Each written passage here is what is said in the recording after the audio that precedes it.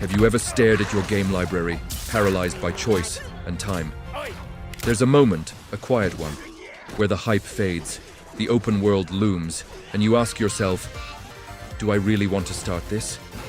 Because these days, games don't just want your attention, they want your life. But what if there were games that felt rich, immersive, emotional, without asking for 100 hours in return? Games that pull you in, leave you breathless, and let you go. All in a single, unforgettable weekend. This isn't a list of short games. This is a list of precision-crafted journeys. Tense, mysterious, sometimes beautiful, sometimes brutal, and beneath it all, loneliness, wonder, survival. So if you've ever wanted to escape, to fight, to feel something real, these are the games that won't just fill your time. They'll leave a mark. Imagine waking up in a place where something's not quite right, the sky's too still, the buildings are crumbling. And people, well, they're not exactly people anymore. Welcome to Atomfall, inspired by games like Fallout 3 and Far Cry. Atomfall wears its post-apocalyptic heart on its sleeve, but it's not here to waste your time. There's no hour-long intro or endless exposition. Within minutes, you're already knee-deep in a broken world, piecing together secrets and wondering, what the hell happened here? It's not just about surviving, it's about uncovering. With strong Metroidvania vibes, Atomfall encourages you to explore freely, find clues, unlock new areas, and even, if you're brave, make a beeline for the ending. Early. But be warned, rush it, and you'll miss the real story hiding underneath. And the beauty of it? You can finish it in around 10-20 hours, depending on how deep you dig. It's a mystery wrapped in freedom, wrapped in radioactive fog. Combat's a little rough, sure, and some parts might frustrate you. But there's something hauntingly rewarding about how naturally the pieces of the world fall into place, if you're paying attention. Atomfall doesn't scream for your attention. It whispers. And if you lean in close enough, it tells a story that's far more satisfying than you'd expect. Not every apocalypse needs to last forever. Sometimes, 20 hours is all it takes to see the end. And maybe even start questioning the beginning. You think you've seen Wild? Try this on for size. Majima, the legendary mad dog of Yakuza fame, wakes up with no memory as the captain of a pirate ship. In modern-day Hawaii, yes, this is real, like a dragon, pirate Yakuza of Hawaii. Doesn't just lean into absurdity, it cannonballs into it. Literal cannons, actually. There's an entire underground pirate society cruising through the Pacific with antique ships, secret bases, and yes, rocket launchers. It shouldn't work, but it does. This game is a full-throttle fever dream with the polish and swagger only the Yakuza series can pull off. And the best part? You can power through the main story in around 20 hours. But don't let the chaos fool you. Beneath the madness is a surprisingly heartfelt and tightly written narrative. It builds up fast, escalates faster, and ends with one of the best finales in the series. Want more? There's a buffet of side content, mini-games, and optional madness that can double your playtime if you're feeling adventurous. But here's the beauty. You don't have to. Finish the story, walk away, or dive back in. The game doesn't judge. It's wild. It's ridiculous. It's peak Majima. And in a sea of bloated open worlds, this one sails straight into your memory and stays there. Not every game needs to be deep, dark, or emotionally devastating. Sometimes what you really need is joy. Enter Astrobot, a game that feels like opening a time capsule of pure fun. But somehow it still feels brand new. At first glance, it's simple.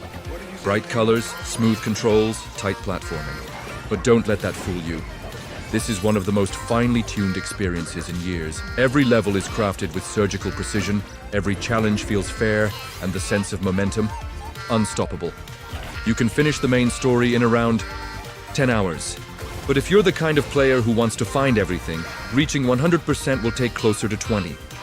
And trust us, it's worth it. There's no epic lore, no complicated upgrade trees, and no grim moral choices to wrestle with. Just pure, satisfying gameplay. Astrobot doesn't try to be the most important game of the year. It just wants to be the one you had the most fun with. And for PlayStation fans, It's packed with tiny nods, deep cuts, and nostalgic winks that'll make you smile every few minutes. It's charming, it's polished, and it's a reminder that sometimes the best games aren't the biggest. They're the ones that just get everything right. If platformers were music, Astrobot would be a greatest hits album with 0 skips. For fans of old-school real-time strategy games, the past decade has felt like a drought. Remasters, reboots, spiritual successors. Most of them hit like lukewarm nostalgia with a side of disappointment. But then came Tempest Rising, and suddenly, it felt like 1999, all over again.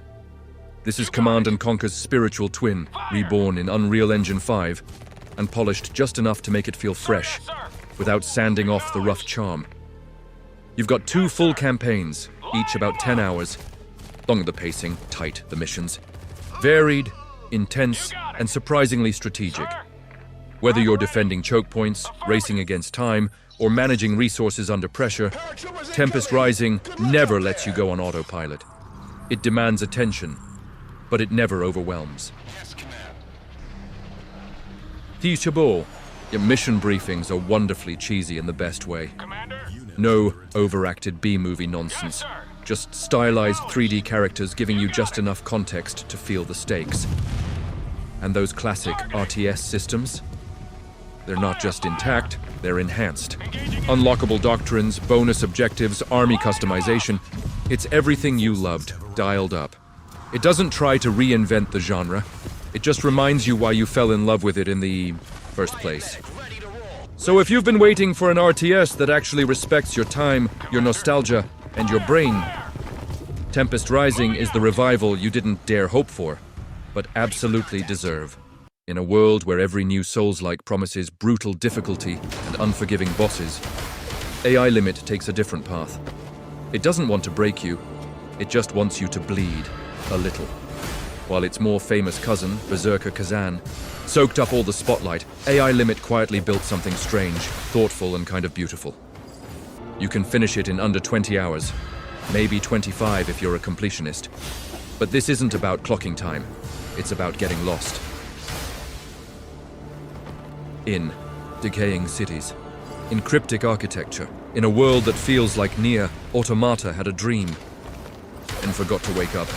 The combat isn't perfect, it's floaty, rough around the edges, but it works. And more importantly, it feels like it belongs in this weird, off-kilter universe. The game's difficulty ebbs and flows. Some bosses are surprisingly chill, others spike your blood pressure. But there's a rhythm here, a quiet, satisfying beat that rewards patience over punishment. And yes, there's a secret ending. Of course there is. This is a Souls-like after all. AI Limit isn't the flashiest game on the list, but it's the one you'll think about days later, wondering what you missed. And maybe, just maybe, what it was trying to tell you. For those who crave mystery over mastery, this one's worth the scars. Some games aim high. Eternal Strands doesn't just aim, it reaches for the stars, even if its hands are a little shaky. Picture this, a world that blends the wild freedom of Breath of the Wild with the monster-slaying scale of Monster Hunter. Now add chaotic magic, shifting weather hazards, towering beasts, and a spellbook that lets you command fire, ice, and physics itself. Yeah, it's a lot, but somehow it works. You're not just a hunter. You're a mage engineer explorer hybrid, navigating massive, zones filled with secrets, blueprints, puzzles, and unpredictable danger. The game doesn't expect perfection. It embraces the messiness. The magic systems are wild, and yes, things will explode in your face. But that's half the fun. Over the course of roughly 20 hours, Eternal Strands gives you just enough time to fall in love with its ambition, without dragging you down into endless grind. It's not trying to be your forever game. It just wants to be the game you remember for trying something big and pulling it off better than expected. In a world full of safe design and recycled mechanics, Eternal Strands dares to mix elements no one asked for. It makes them sing. It's scrappy, it's brave, and it's one spell away from something unforgettable. Metroidvanias used to be short, fast, tight, focused. But somewhere along the way, things got bigger. Then came Hollow Knight, and suddenly every dev was chasing 40-hour epics packed with secrets and sprawling labyrinths. But Ender Magnolia? It brings things back to balance. This is a sequel that understands restraint without losing depth. Clocking in around 16 to 21 hours, Bloom in the Mist delivers a hauntingly beautiful world that feels handcrafted, not overstuffed. Every zone has a purpose. Every ability unlock leads to meaningful discovery, and the world? It's no longer dark fantasy. It's something stranger, more mechanical. Picture a post-apocalyptic ruin echoing with robotic whispers. Imagine exploring decayed cities where nature fights to reclaim what machines once ruled. The combat hits harder, sharper, more refined than its predecessor. Bosses are better designed. Exploration is smoother. Movement is more fluid. And yet through it all, there's this quiet ache, this melancholy that seeps through the cracks. Ender Magnolia isn't just about finding upgrades. It's about finding meaning in the aftermath. Not every game needs to be epic to feel important. Sometimes 20 hours spent in a forgotten world, fighting for something you barely understand, that's more than enough to leave a mark. This one does. We've seen countless versions of Link's journey: swords, shields, dungeons, destinies. But what happens when Zelda herself steps into the spotlight, without a blade in hand? Echoes of Wisdom is a bold twist on a classic formula. It brings back the top-down perspective, old-school dungeon layouts, and that nostalgic charm longtime fans have been craving. But here's the catch: you can't attack. Not directly, anyway. Instead, you summon creatures and objects, bears, barrels, moblins, you name it, and use them to solve puzzles, navigate rooms, and, yes, fight. It's clever, it's chaotic, and it's shockingly effective. You're not just swinging a sword, you're strategizing, improvising, adapting. And while the system gives you tons of creative freedom, it also has one glaring flaw: the menus. Constantly flipping through a growing list of summonables can slow the pace and test your patience. But much like pausing to reload in the middle of a zombie siege, it becomes part of the tension, part of the rhythm. Around 20 hours gets you through the main story, but the game never pressures you to do more. You can rush, you can wander, you can play your way. Echoes of Wisdom is a love letter to old-school Zelda, wrapped in fresh ideas, with just enough friction to make you feel something. It's a new voice in an old legend, one that proves you don't need a sword to be the hero of the story. Admit it, you weren't expecting this one. A licensed Indiana Jones game, released in December, that's usually code for shovelware. But the Great Circle doesn't just break that curse, it cracks the whip and kicks the door down. From the very first moment, it captures that classic indie energy: quiet tension, daring escapes, mysterious ruins, and then twists it into something fresh. A stealth-driven, semi-linear, immersive sim. That's right. This isn't your typical blockbuster action game. It's calculated, tense, and honestly, brilliant. You're sneaking through enemy bases, disguising yourself, punching out guards, and solving ancient puzzles with nothing but a flashlight and your wits. Guns? Rare. Fistfights? Frequent. Fedora? Always. It's not a full open-world epic. It's level-based, focused, and all the better for it. You can complete the main campaign in about 20 hours if you stick to the story. But for those who like to explore side quests and hidden chambers, there's more to chew on. What's most impressive is how the Great Circle feels like a true continuation of the films. Not a retelling, but a new chapter that respects what came before. It's smart, it's stylish, and it knows when to step back and let the moment breathe. If you thought indie was done, think again. This adventure proves the hat still fits, and the legend still has legs. It didn't stand a chance. A side-scrolling Metroidvania from Ubisoft. In 2024, most people wrote it off before it even released.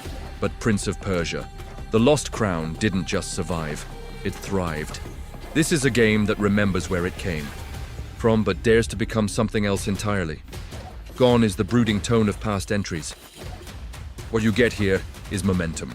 Fluid movement, deadly traps, and razor-sharp platforming that feels handcrafted for every frame. Combat is tight, Exploration is addictive, and the world, it's breathtaking, layered, mysterious, and begging to be uncovered piece by piece. What sets Lost Crown apart is its pacing. In around 20 to 24 hours, you'll dive deep into a sprawling world full of puzzles, secrets, and challenges that feel earned, not exhausting. And then there's the note-taking feature, where you can pin screenshots directly on your map. It sounds simple, but it's genius. No more backtracking blindly. This is what a modern Metroidvania should feel like. Focused, elegant, and rewarding. Yes, you'll spot a few budget-cut corners here and there, portrait-style dialogue instead of full cutscenes, but they fade away in the face of pure, exhilarating design. The Lost Crown isn't just a return to form. It's a reminder that some legends don't fade. They evolve. That's it. 10 games, 10 worlds you can visit, live in, and leave without losing months of your life. And maybe that's what we need more of. Not just bigger games, but braver ones. Games that know when to stop. Games that say more by doing. Be less. Because at the end of the day, the best stories don't always need 100 hours. Sometimes, they just need the right moment. A quiet scene, a perfectly timed line of dialogue. Or that one boss fight you'll never forget. And if you made it here, maybe it's because you're not just a player. You're a seeker, looking for meaning, for wonder, for something that makes you feel something real. So if one of these games called to you, play it. Share this video with someone who's stuck in their backlog, or someone who forgot that short. Doesn't mean shallow. And when you do finish one of these, don't be surprised if you sit in silence for a minute, smiling. Or maybe even a little angry, because 20 hours was all it took to make you care again.